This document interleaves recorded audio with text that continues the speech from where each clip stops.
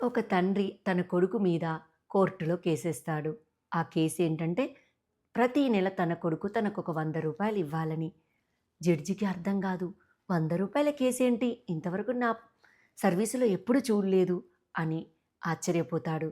కొడుక్కేమో చాలా కోపం వస్తుంది. ఏంటి నాన్న రూ. 100 కోసం కేసేశాడు. నా పరువు తీయడానికి కాకపోతే ఏంటి? నాన్న రూ. 100 లేకుండా లేడు. పెన్షనొస్తుంది, సొంత ఇల్లుంది, బ్యాంకు బ్యాలెన్స్ ఉంది. మరి ఎందుకు రూ. 100 కోసం కేసేశాడు? అర్థం గాదు. కోపం వస్తుంది. జడ్జి కోర్టులో అడుగుతాడు. ఎందుకయ్యా నీకు రూ. 100 అని. తండ్రి ఏమి చెప్పడు. జడ్జి రూ. 100 సరిపోతా ఇంకెక్కువ ఇప్పించాలా అంటాడు.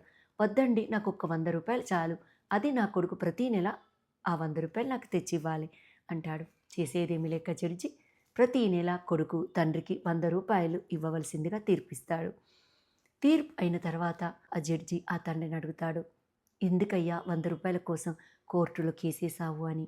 అప్పుడు ఆ తండ్రి, నా కొడుకు చాలా బిజీ. నన్ను చూడ్డానికి, రావడానికి కూడా అతనికి తీరడం లేదు.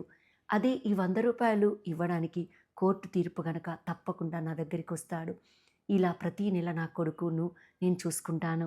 నెల రోజుల తర్వాత మళ్ళీ నా కొడుకొస్తాడని ఆ ఆలోచనతోని సంతోషంగా గడుపుతాను అని చెప్తాడు. ఆ మాటలు విన్న జడ్జికి కళ్ళల్లో నీళ్లు తిరుగుతాయి. ఇదంతా చాటు నుండి విన్న ఆ కొడుకు ఏడుపు ఆగదు.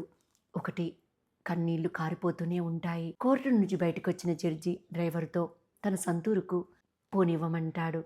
ఎందుకంటే తన తల్లిదండ్రులను చూడక కూడా ఆ జడ్జి చాలా రోజులవుతుంది. తను కూడా అదే పొరపాటు చేస్తున్నాడు. బిజీ అని తల్లిదండ్రులను చూడడం లేదు అని వెంటనే అటు ప్రయాణమవుతాడు. నిజమే గదండీ! చాలామంది తన తల్లిదండ్రులను చూడ్డానికి కూడా ముందుకు రారు. ఎప్పుడో వస్తారు, ఎప్పుడో చూస్తారు. అదే చనిపోయాక అయ్యో! మిస్ అయ్యాం, అయ్యో! మిస్ అయ్యాం అని ఫోటో ముందట ఏడుస్తారు. ఏం ప్రయోజనం అండి? బతుకున్నప్పుడే చూడండి. వాళ్ళని కలవండి. వాళ్ళతో కొద్ది రోజులు గడపండి. వాళ్ళు ఎంతో సంతోషిస్తారు. చనిపోయాక మీరెంత బాధపడ్డా వాళ్ళు మళ్ళీ మీకు కనబడరు. ఈ పొరపాటు ఈ కథ విన్న ఎవ్వరు కూడా చేయకండి. వెంటనే మీ అలవాటును మార్చుకోండి. Thank you.